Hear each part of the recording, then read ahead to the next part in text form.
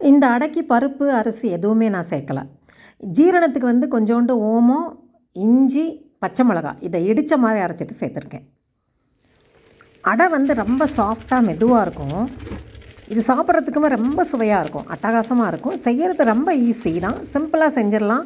நம்ம சட்டுன்னு மாவு எதுவுமே இல்லை அப்படின்னு நினைக்கும்போது இதை ஊற வச்சு அரைக்கலாம் தேவையில்லை. இந்த அடை வந்து ரொம்ப சுவையாக இருக்கும். முக்கியமாக பார்த்திங்கன்னா இதுக்கு சைட் டிஷ்ஷுமே எதுவுமே தேவைப்படாது, அந்த அளவுக்கு சூப்பராக இருக்கும். ரொம்ப ஹெல்த்தியான டிஷ்ஷும் கூட, சீக்கிரமாக செய்யக்கூடியதும் தான்.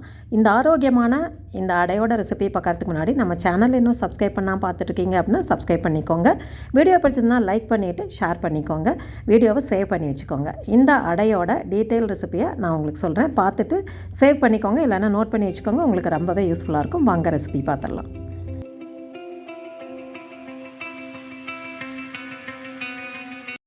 இதுக்கு தேவையான பொருள் அப்படின்னு பார்த்தோன்னா, ஒரு பெரிய சைஸ் வெங்காயம் எடுத்துகிட்டு நல்லா பொடியாக கட் பண்ணிக்கோங்க. சேர்ந்த மாதிரி கட் பண்ணிட்டீங்க அப்படின்னா சாப்பிட்றதுக்கு ரொம்ப நல்லாயிருக்கும். எவ்வளோ உங்களால் ஃபைனாக சாப் பண்ண முடியுமோ அந்தளவு சாப் பண்ணிக்கோங்க. கொத்தமல்லி தழை ஒரு கைப்பிடி அளவுக்கு கொத்தமல்லி தழை, கருவேப்பிலையும் சாப் பண்ணி வச்சுக்கோங்க. ஒரு மிக்ஸி ஜாரில் காரத்துக்கு தகுந்த மாதிரி 2 பச்சை மிளகா, 1 இன்ச் அளவுக்கு இஞ்சி தோல் சீவிட்டு சேர்த்துக்கோங்க. ஓமம் ஒரு அரை டீஸ்பூன் அளவுக்கு சேர்த்துக்கோங்க. ஓமம் அல்லது சீரகம் எது உங்களுக்கு விருப்பமோ அதை சேர்த்துக்கலாம். ஓமம் சேர்த்திங்கன்னா இன்னுமே உங்களோட அடை வந்து ஸ்பெஷலாக இருக்கும், ஜீரணத்துக்கு ரொம்பவே நல்லது. இல்லைன்னா சீரகம் சேர்த்துக்கோங்க. சேர்த்துட்டு இந்த மாதிரி இடித்த மாதிரி அரைச்சிக்கோங்க. ரொம்ப நைஸாக தண்ணியெல்லாம் சேர்க்க வேண்டாம், அப்படியே தண்ணி சேர்க்காமல் இடித்த மாதிரி எடுத்துக்கோங்க. மிக்ஸி ஜார்லேயோ அல்லது நீங்கள் அந்த உரலில் கூட இடித்து எடுத்துக்கலாம். அடுத்ததாக பார்த்திங்கன்னா ஒரு 250 300 கிராம் இருக்கிற அளவுக்கும் சொரக்காயை எடுத்துகிட்டு தோல் சீவிட்டு நடுவில் உள்ள விதை பகுதியையும் எடுத்துகிட்டு ரெடியாக வச்சுருக்கேன். இதை வந்து நம்ம காய் துருவுறோம் இல்லையா, அதில் சேர்த்து நல்லா நைஸாக துருவி எடுத்துக்க போகிறோம். இந்த காய் துருவில் துருவினீங்கன்னா தான் உங்களுக்கு அந்த அடை வந்து எடுத்து சாப்பிடும்போது அது நல்லா அப்படியே நூடுல்ஸ் மாதிரி வரும். அதனால தான் இப்படி துருவி சேர்த்துக்கிறோம். துருவி சேர்த்திங்கன்னா ரொம்ப சூப்பராக இருக்கும். எல்லா சொரக்காயும் நம்ம எடுத்துருக்க 250 கிராமையும் தோல் சீவி எடுத்துக்கோங்க. இதை ரெடியாக வச்சுக்கோங்க. இப்போ நான் கோதுமை மாவு வந்து ஒரு 200 கிராம் இருக்கிற அளவுக்கும் கோதுமை மாவு எடுத்திருக்கேன். ஒரு வாயாகன்ற பாத்திரத்தில் மிக்சிங் பவுலில் ஒரு 200 கிராம், ஒரு உழக்கு அப்படின்னு சொல்லுவோம் இல்லையா, அந்த உழக்குக்கு கோபுரமாக ஒரு உழக்கு கோதுமை மாவுக்கு 1/4 உழக்கு அளவுக்கும் ரவை சேர்த்துருக்கேன். சூஜின்னு சொல்லக்கூடிய பாம்பே ரவை, வெள்ளை ரவை சேர்த்துருக்கேன். 1க்கு 1/4 அப்படிங்கிற ரேஷியோவில் சேர்த்துட்டு அதுக்கு தேவையான அளவு உப்பையும் சேர்த்துக்கோங்க. சேர்த்து நல்லா முதல்ல தண்ணி ஊற்றுறதுக்கு முன்னாடி கலந்துருங்க. நல்லா கலந்து விட்டுட்டிங்கன்னா உப்பு நல்லா ஒரே மாதிரி சேர்ந்துடும். நல்லா கலந்துட்டு நம்ம அரைச்சி வச்சுருக்கோம் இல்லையா, இடித்த மாதிரி பச்சை மிளகா, சீரகம் அல்லது ஓமம், இஞ்சி சேர்த்து இடிச்சிருக்கோம். அந்த இடித்த மசாலாவையும் இதில் சேர்த்துருங்க. இந்த மாதிரி இடித்து சேர்த்திங்கன்னா தான் இந்த அடை வந்து ரொம்ப சூப்பராக இருக்கும். பொடியாக நறுக்கின கொத்தமல்லி தழையும் கருவேப்பிலையும் சேர்த்துட்டு சின்னதாக நறுக்கி வச்சுருக்கோம். ஃபைனாக சாப் பண்ணி வச்சுருக்க வெங்காயத்தை சேர்த்துக்கோங்க. தேவைப்பட்டால் கேரட் பீன்ஸ் கூட நல்லா ஃபைனாக சாப் பண்ணிவிட்டு சேர்த்துக்கலாம். நான் இப்போ வெறுமே வெங்காயம் தான் சேர்த்துருக்கேன். இது நல்லா கலந்து விடுங்க. கலந்து விட்டுட்டு இது கூடவே நம்ம துருவி வச்சுருக்க அந்த சொரக்காயையும் சேர்த்துக்கோங்க. சேர்த்து நல்லா கலந்துருங்க. கண்டிப்பாக இந்த சொரக்காயில் இருக்கிற தண்ணி பத்தாது. நம்ம சப்பாத்தி மாவு மாதிரி பிசைகிறோம், ரொட்டியாக சுடுறோம் அப்படின்னா இதில் இருக்கிற தண்ணி போதுமானதாக இருக்கும்.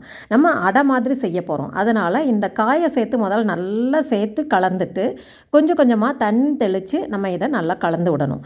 அதாவது மாவு வந்து தோசை மாதிரியெல்லாம் இருக்கக்கூடாது, ரொட்டி மாதிரியும் உங்களுக்கு திக்காகவும் இருக்கக்கூடாது. கொஞ்சம் அப்படி கையில் எடுத்து அப்படி தட்டி வைக்கிற மாதிரி இருக்கணும். மாவில் இது அடையாக தட்டி வைக்கிற மாதிரி பக்குவத்துக்கு பிசைஞ்சுக்கோங்க. நான் இப்போ பிசைஞ்சு காமிக்கிறேன். நம்ம காயினுடைய தண்ணி பத்தலை அப்படிங்கிறனால கொஞ்சம் 1/4 டம்ளர் அளவுக்கு தண்ணி சேர்த்துருக்கேன். இந்த ரவையும் ஊறி வரணும். இந்த ரவை, வெங்காயம், காய் இதெல்லாம் சேர்த்து ஊறி வரத்துக்கு நம்ம எப்படி 15லேருந்து 20 நிமிஷம் வரைக்கும் மூடி அப்படியே வைக்க போகிறோம். இந்த கன்சிஸ்டன்சியில் நான் இப்போ வச்சுருக்கேன். ஊறி வந்ததுக்கப்புறம் பத்தலை அப்படின்னா இன்னும் கொஞ்சமாக தண்ணி தெளிச்சுக்கலாம். ரொம்ப கெட்டியாகவும் பிசைய வேண்டாம், ரொம்ப தண்ணியாகவும் பிசைய வேண்டாம். இந்த அளவுக்கு இந்த கன்சிஸ்டன்சி நான் காமிக்கிற அளவுக்கு பிசறிட்டு அப்படியே நல்லா ஷேப் பண்ணிவிட்டு மூடி அப்படியே வச்சிடலாம். இப்போ ஒரு 20 நிமிஷம் ஆகிடுச்சு. பார்த்திங்கன்னா நல்லா ஊறிடுச்சு. நான் சேர்த்த தண்ணியும் அளவாக இருக்குது.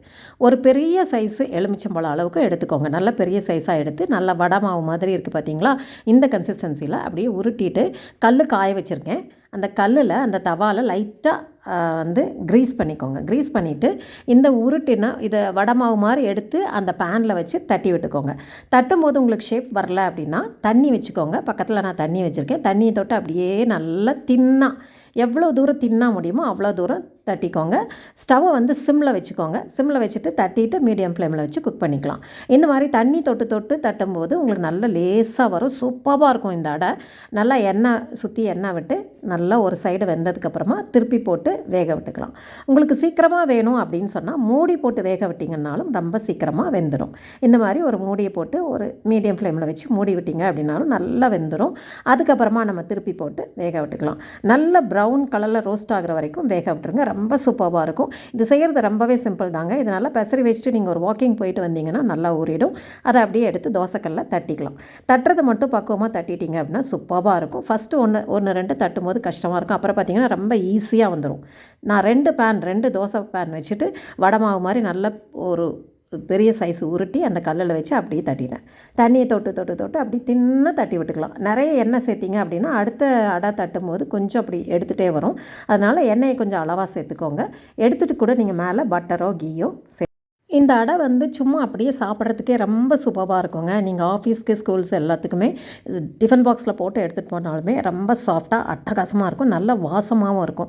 அந்த ஓவம் ஜீரண சக்தியை தூண்டக்கூடியது அப்படிங்கிறதுனால எல்லாருமே இதை சாப்பிட்லாம். அட்டகாசமாக இருக்கும். இந்த அடை வந்து செய்கிறது ரொம்பவே ஈஸி. செஞ்சு பார்த்துட்டு எப்படி இருந்ததுன்னு சொல்லுங்கள். உங்களோட எக்ஸ்பீரியன்ஸை ஷேர் பண்ணிக்கோங்க. இந்த மாதிரி இன்ட்ரெஸ்டிங்கான வீடியோஸ்க்கு நம்ம சேனலை சப்ஸ்கிரைப் பண்ணிக்கோங்க. இந்த பிச்சு காமிக்கிறேன் பாருங்கள். அது அப்படியே உள்ளே இருந்து அந்த காய் அப்படியே நூடுல்ஸ் மாதிரி வரும். அந்த அளவுக்கு சாஃப்டாக இருக்கும். சொரக்காய் வந்து நீர்ச்சத்து இருக்கிறதுனால ரொம்ப உங்களுக்கு காஞ்ச மாதிரியோ உரட்டி மாதிரியோ ஆகிடாது. ரொம்பவே சாஃப்டாக இருக்கும். செஞ்சு பார்த்தா எப்படி இருந்ததுன்னு சொல்லுங்கள். சுவை ரசிக்கலாமாங்க. தேங்க்ஸ் ஃபார் வாட்சிங்.